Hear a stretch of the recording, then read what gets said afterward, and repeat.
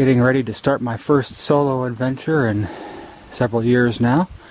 Here, back at my favorite place so far that I've been, the Wind River Range in the Teton National Forest, this wilderness area here. It's going to be a challenging trip. Might as well give you some good scenery here. There's the aptly named Square Top Mountain, straight out. But this trip will be about 42 miles total, so it's not that long, but it's going to be probably my most challenging yet, because 30 miles of that will be off trail in very difficult territory. So first day will be very easy, just 11 miles in, hardly any elevation gain really, maybe 500 feet total. Second day will be a real bear, and after that will continue to be lots of ups and downs, lots of going over boulders and talus. I made it to Three Forks Park in about 4.5 hours. It's a little slower than I thought I would do for only 11 plus miles. Tomorrow's objective is that. Going straight up that Tourist Creek drainage there. Been trying to psych myself up for that. Look at what might be the best path. And honestly, it looks like pretty much straight from where I am right here will be the best option. And then eventually, the end goal for tomorrow is to be up on top of that plateau there. It doesn't look like a plateau from here, but there's a few lakes up on top there. I'm not sure what color it'll look like in the camera, but perhaps the Green River gets its name because of the glacial runoff that makes it kind of a greenish blue tint. I just crossed right there. I've made really good progress for probably just under an hour. Yesterday I came across pretty much directly across from there and walked up the stream bed until I got to that sandbar and kind of went around that way and up around that pile of rocks and ended up camping somewhere right around there. I ended up not doing the initial route I planned over the really huge boulders, some of which you can still see right there. I went off to my left over that way more and tried to go around the boulders so I could go a lot faster. That seemed to work pretty well, so I'm happy with that. I did better than I thought I would. I'm curious about that pile of rocks out there, you know, that one there. It's totally separated from all the others. You know, how did it get way out there? And I also noticed I had some company last night and didn't know it. You can see some campers right there. So I guess they're going to be coming up Tourist Creek as well, or maybe they're climbers. But it looks like I might get cliffed out if I went that way, unless I was way down by the creek where those trees are. So I'm gonna try to go up and over that little hump there, closer to the big sheer wall, I guess you could say. Now on the other side of that small cliff, if you want to call it that, that's what I'm faced with, but I'm not going to climb up over that. I'll just contour pretty much straight across and end up over where that, where the sunlight makes a V is kind of where I'll be shooting for. I made it to the first sub-basin, I guess you could call it that. Some campers out here, down in the middle of the frame there.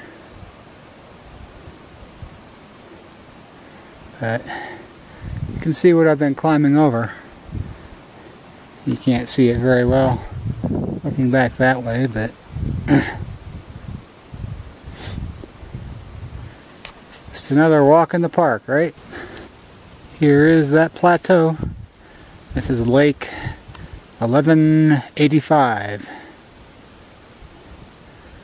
In the center of the frame out there is Mammoth Glacier on the other side of the valley that's over there. Doesn't look like much of a plateau with all of these rocky hills, but it is. Took me 6 hours to get up here. While I have a good view of it, tomorrow I'll be heading up that valley in the back and going over that pass. I'm trying to psych myself up for the last big climb here. Up that gully and follow along that head wall up to the notch right there. That'll be the last big climb, and then it's a little bit more to reach the Continental Divide. This is the start or head of Sourdough Glacier on the opposite side of where I was last night.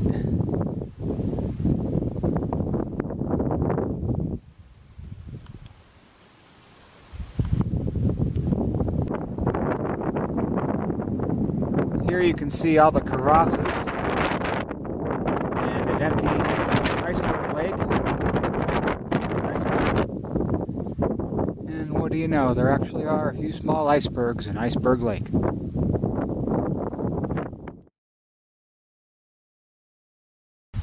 Looks like we might have a storm coming in. And it wasn't supposed to thunderstorm, but I've heard thunder. So, might get a little wet. Been pretty lucky so far.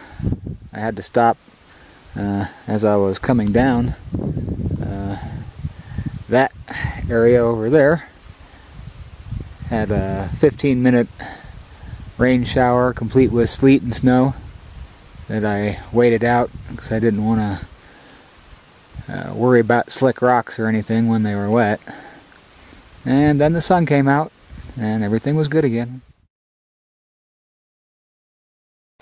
There is Kevin Lake, and then the lower Connie Lake, and you can just barely see the upper Connie Lake, which is a little, well, you probably can't tell in this picture, but a little milkier.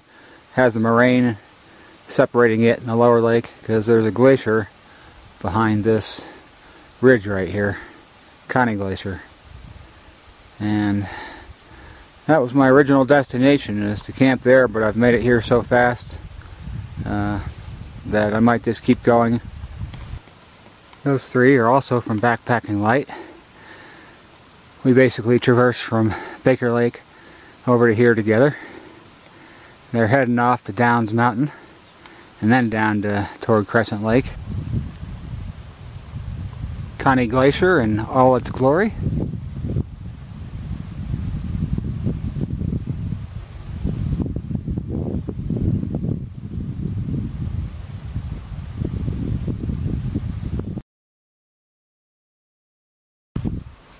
The guidebook highly suggests you go around the south side of Kevin Lake.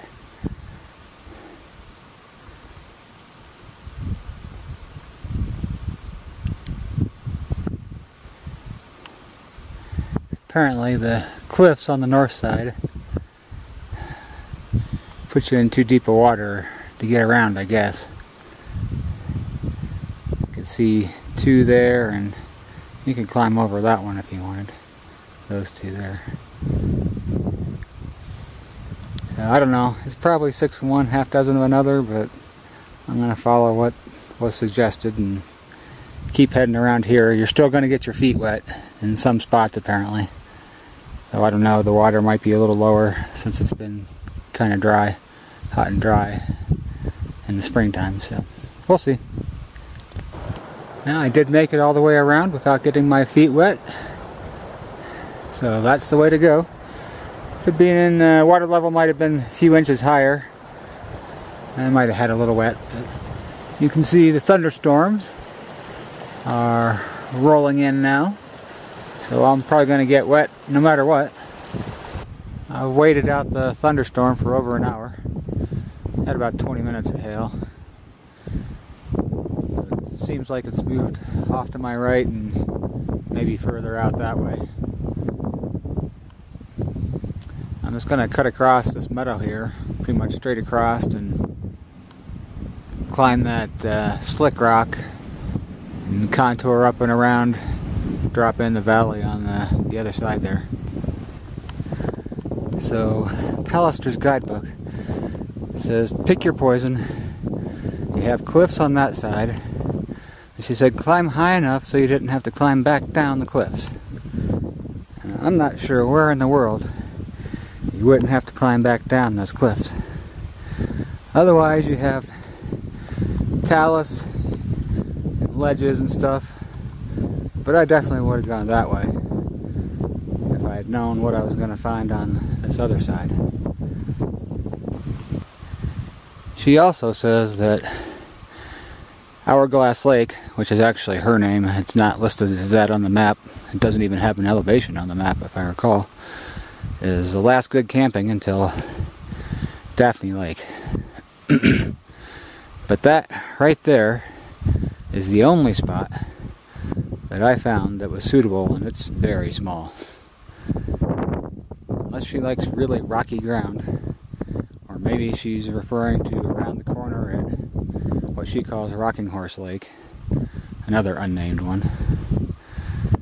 But I searched all over while it was raining and then while it was not raining, trying to find a decent site. And that was the first one I had happened to come across on my way in, and that's the one I ended up at.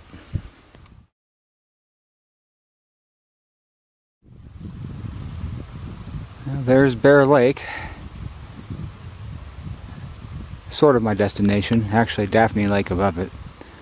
Supposedly there's a ledge or bench to get around the right side there, but I'm not seeing it. So I guess we'll find out once I get down there. At least a little bit of sun is starting to peek out now. It's been overcast the entire morning. That's the outlet over there that forms Clear Creek. Now I guess technically Daphne Lake does, but... And I don't have to go around that. That's all I could see though from where I had been.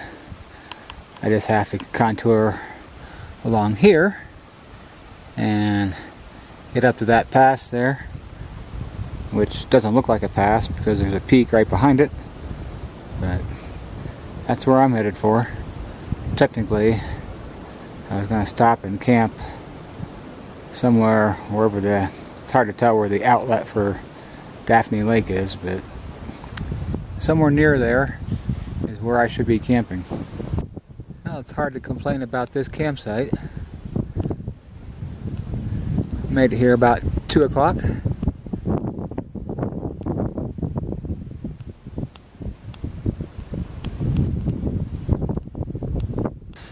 Well, it got down much colder than forecast last night. You can see frost over pretty much everything, including my shoes. Well, that's starting to melt off fast now that I put them on. But gorgeous morning. Just the sun is not quite ready to peek out. Right over there. As soon as it does, I'll get everything dried out. Get on my way. As you head over the saddle from Bear Lake / Daphne Lake, I guess, you'll be faced with that lake, and you'll be going up over that saddle right there.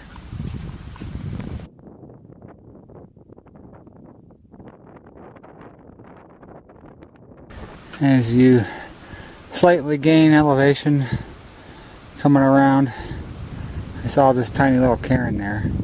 which makes me think they want you to go up this gully here. So if you didn't come up high enough, here's the gully.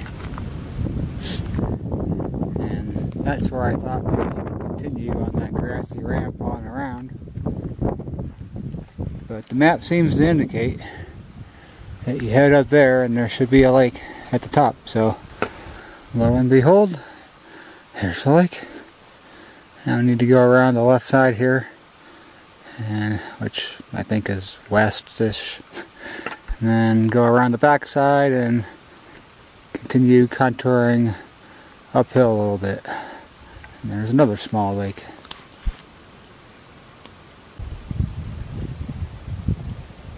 It's Osborne Mountain out in the distance. So this ridge kind of blocks part of it. Not sure I'll get to it today, but I made it up onto the ridge south of Crescent Lake. That's not it right there, the obvious one. That's the lake above it. You can just barely see a sliver of it down below. Not sure what they call that part. I don't have that part of the map on me. Goat Flat, maybe? That's the Roaring Fork Valley, I think it's called. Roaring Fork Trail, I believe, runs up it. And this is the rest of the ridge I need to climb, and then hopefully it's as easy to get down as it looked like on Google Earth. You sure can't complain about the view up here. That's Fowler Lake down there.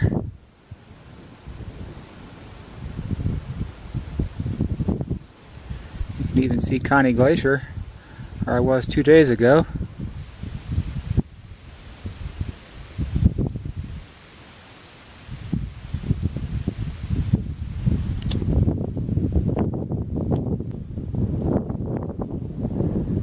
Well, there's the route for tomorrow.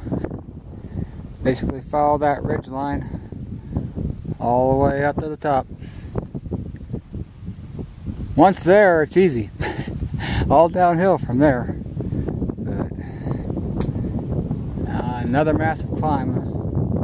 It's probably, looks like maybe 1,000 feet. Maybe it's not as bad as I think. It just looks very intimidating. Suddenly, in the last few hours, the wildfire smoke has really kicked up, and you can smell it too. The wind must have changed proper direction, I guess, because I haven't seen any wildfire smoke the entire time I've been out here. In fact, earlier today, through that gun sight type notch, I guess you could call it, I could see the Grand Tetons, which are like 60 miles away. This is quite a difference. Oh, and by the way, there's Crescent Lake. It's a pretty nice view outside my tent door though, huh?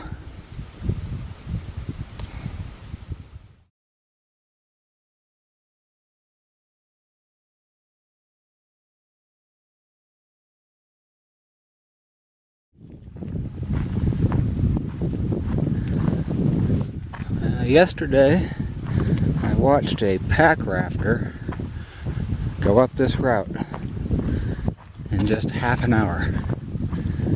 I thought that was pretty dang impressive.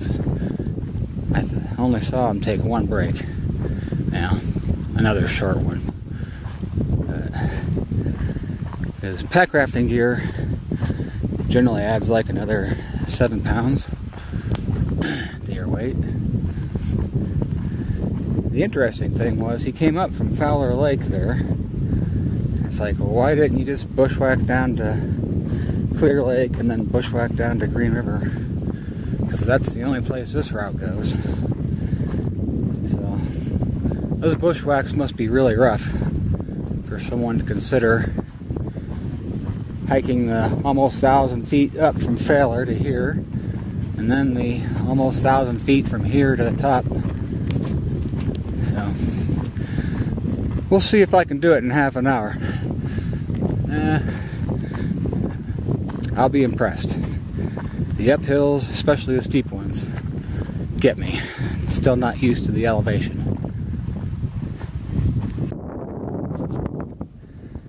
I'm happy to report that I did make it up in pretty close to 30 minutes. So I'm pretty impressed. This is a view of the sub-plateau. That's Clear Lake down there.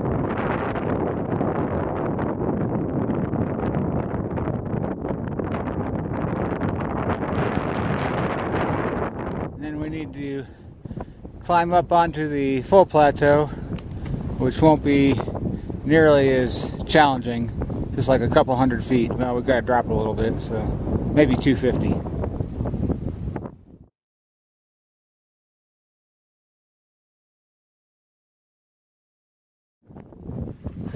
Basically, as you're coming down, you want to stay to the north side. Let's see. So turning back, if you were going up, you'd be passing to the right of that point, 11,714 or something. But you'd be heading off up that way and trying to stay relatively to the left. In this case, going up.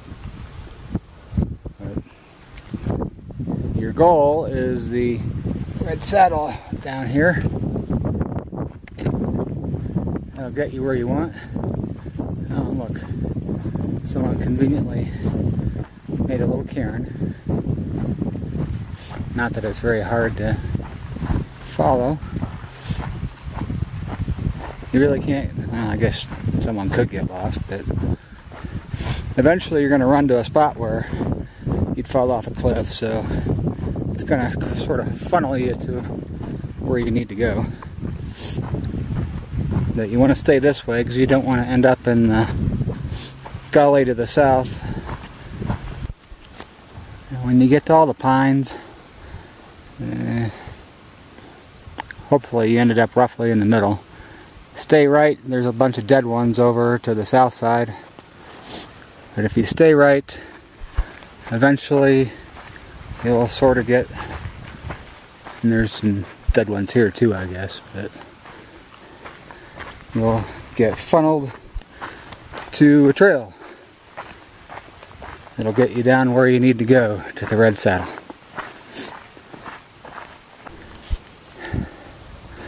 This last part was supposed to be somewhat easy. Just getting down to Mill Creek and then following a hillside, single track and then double track all the way down, which would have been over that way.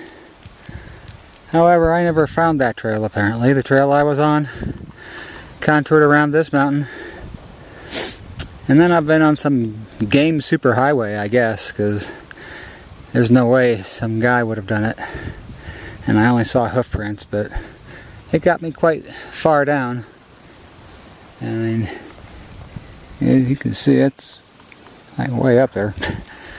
But at least now I see the destination. So we're going to cut across this clearing and then contour around that clearing and then be home. Well, I just finished. Took my ceremonial plunge in the Green River, if you will. Probably can't see myself.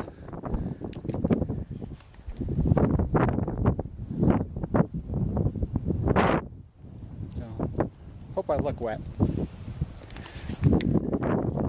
Finished at 1:15 and ready to go get a good meal in Pinedale.